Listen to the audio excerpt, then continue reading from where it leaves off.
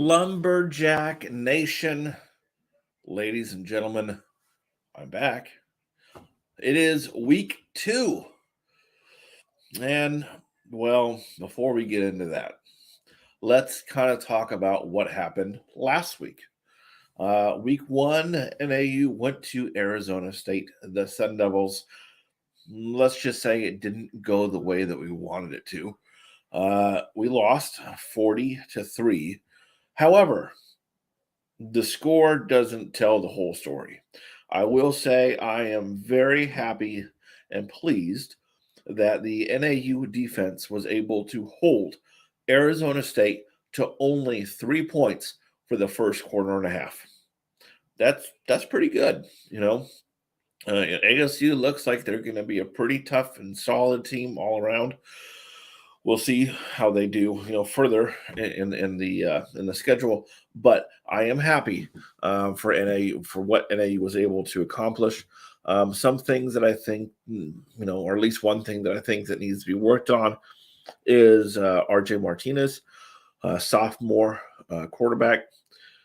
Just work on getting the ball to our receivers and not throwing over or short, and just trying to do what's needed to, get the ball in the end zone.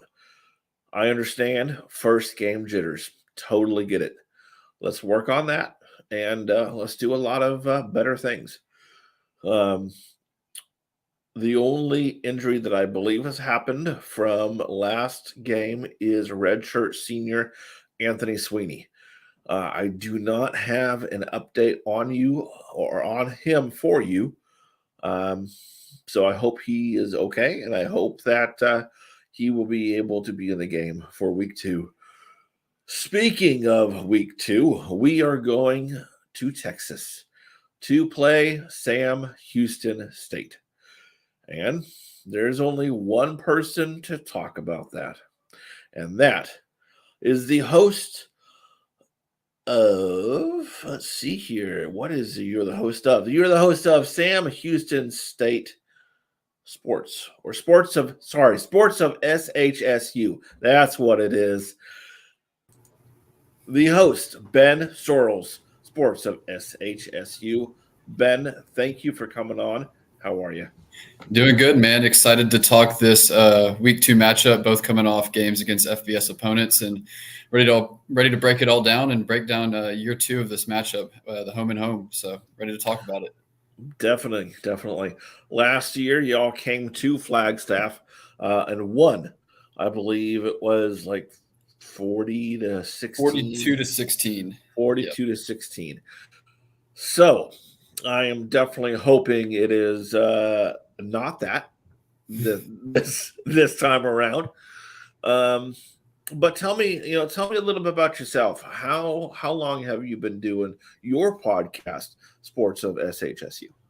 Yeah, absolutely. So I've been doing my pages, Twitter, Instagram, YouTube for about 3 years now. Recently just started to do some YouTube stuff, some interview stuff. I've got to do a couple player interviews, and then also got to do some podcasts with some other teams, Emory Hunt and Gene Clemens, a couple of the FCS personalities. So the podcast and video shows are kind of a new realm for me over the past couple months, but about 2 full years of covering Sam Houston athletics, which 3 football seasons, because there were 2 last year. So that's kind of how much I've been around and kind of what I do. All right. Sounds good. You all went to the SEC country for week 1 and played Texas A&M. What would you say is your takeaways for that game? Yeah, I'll just hit on a little bit on both sides of the ball, and we'll start with the defense. And both sides of the ball, a lot of turnover. We talked about this a little bit beforehand. We lose 16 of 22 starters overall. And on defense, man, I think a lot of Sam Houston fans were really encouraged and really impressed. You lose a lot, but you hold A&M to 100 rushing yards, and you hold Devon Achane, who is kind of a dark horse Heisman candidate, to 40 yards rushing, and he only had about 18 yards rushing in the first half. So really just bottled him up, which was really good to see and really encouraging, because Casey Keeler has made it an emphasis the past couple of years to kind of stop the run. And we're just going to continue to do that, it looks like, despite the turnover. So that was really good. A couple big plays in the secondary, a couple zone coverages where guys are passing the receiver off and the guy at the second level just doesn't get them. And so a couple 60-yard touchdown passes on the defensive side. But that's some stuff you're going to clean up with so many new guys. And then on the offensive side of the ball, also a lot of turnover, new quarterback. A lot of people don't know this, but we lost our entire offensive staff except for our tight ends coach. They went to Delaware with Ryan Carty. So entire new offensive staff, 4 new offensive linemen. And if you want to look at it, it's really 5 new offensive linemen because our center moved to right guard. So you got a new quarterback, new offensive system, completely new O-line. And you didn't put up any points, but you did sustain a few drives, turned it over in the red zone twice. So missed some opportunities there. So really encouraged by the defense, and I think you just got to give the offense some time. But that's kind of what the takeaways are from week 1 against A&M. Got it. So far, it's going to sound like this week 2 is going to be a defensive game. Yeah, absolutely. And I think Sam Houston would love for it to be that way, especially considering you don't know what you're going to get from your offense. And if you know you can rely on that defense and they perform the way they did last week, I think they're going to be really encouraged. So definitely looking like it could be a defensive game. Absolutely. Okay. All right. Now, is there any injuries to know about yet? Yeah, not really. And it's really good to come out of week 1 against A&M with really no injuries. We had Javion Leon, who was an all-WAC first-team selection preseason, go down in the second quarter, but he came back in the second half, which was a good thing to see. So as far as I know, no injuries. Casey Keeler said in the post-game that came out unscathed. So looking good heading into week 2 and looking healthy. So things are good to go. Okay. All right. Now, who are the players to really watch out for this year or for this game? Yeah, absolutely. I think I'll hit on 2 on each side of the ball. First, I'll go with Jordan Yates, quarterback, transfer from Georgia Tech. Named the starter probably 20 minutes before the game. Didn't really know who it was going to be, but struggled a little bit in the first game. But it's a really interesting stat. He's made 7 career starts, 6 at Georgia Tech, 1 with Sam Houston. And those 7 starts include starts against Notre Dame, Clemson, A&M, and Georgia. So he's had really no time to settle in, but the other 3 starts he's made, he's put up 30-plus points in all those games, which is Boston College, Northern Illinois, and Kennesaw State. So I'm excited to see what he can do against a team that's not top 5 in the country, continue to see how he develops. And then I also want to look at Desmond Jackson, Oklahoma State transfer. Offensive line really struggled this last week against Texas A&M, so hopefully we can open up some more gaps against a team that's not top 5 in the FBS and really get to see what he can offer on the offensive side of the ball at running back, because we just didn't get to see a lot of him last week. On defense, it's got to be Markel Perry, all WAC Defensive Player of the Year in the preseason, 7 tackles, 4 tackles for loss in week 1.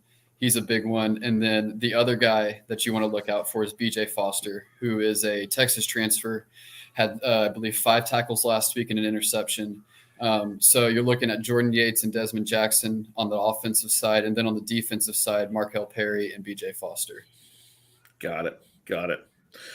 You know, one of the big things that kind of came out the end of last season is that Sam Houston is getting ready to leave the WAC that they just joined to go to the FBS.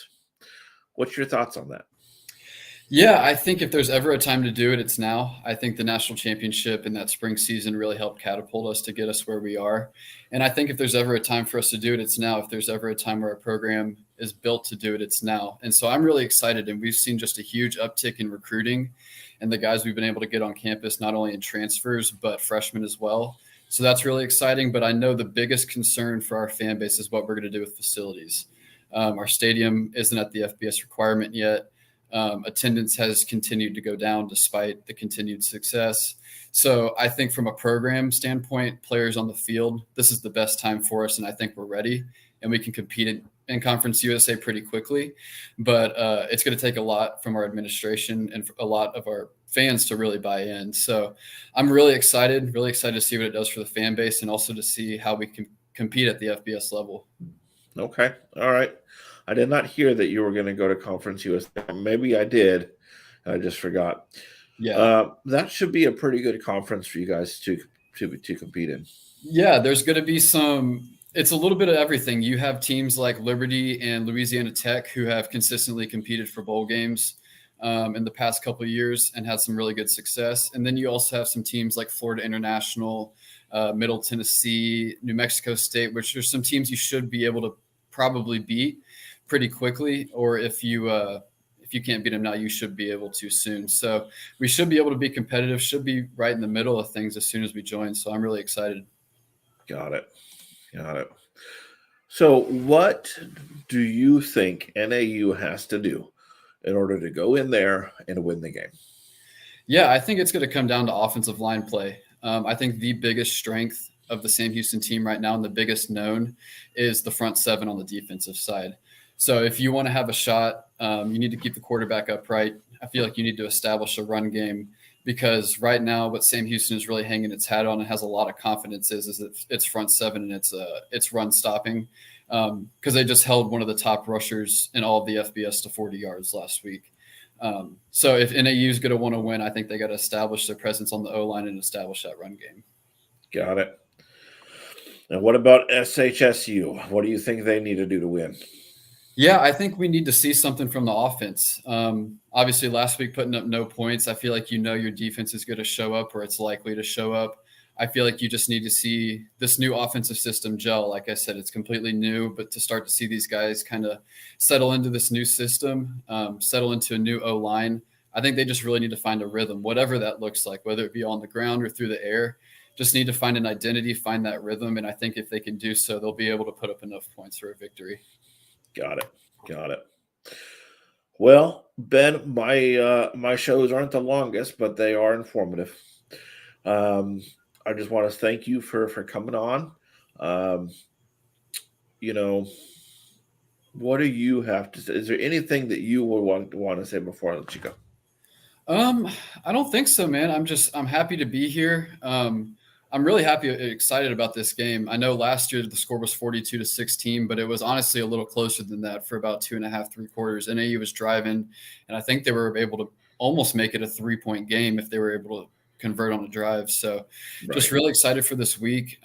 Excited for this year as a Sam Houston fan. If you're looking to follow anything Sam Houston related, follow me on Sports of SHSU, like you can see on the screen here on Twitter, Instagram, and YouTube. So yeah, appreciate you having me. I'm looking forward to this weekend. Sounds good. What do you think the score is going to be this time around? Yeah, I think I'm going to predict a Sam Houston win. I don't think we put up 42.